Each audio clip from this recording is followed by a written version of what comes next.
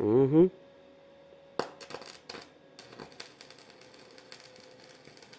And you know what I just learned? Is where you put your hand at.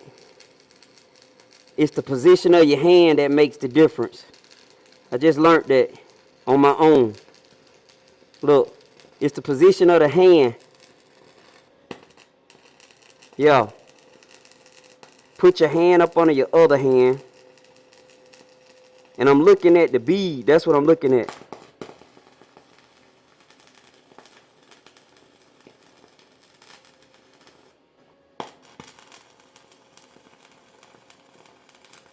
Uh-oh.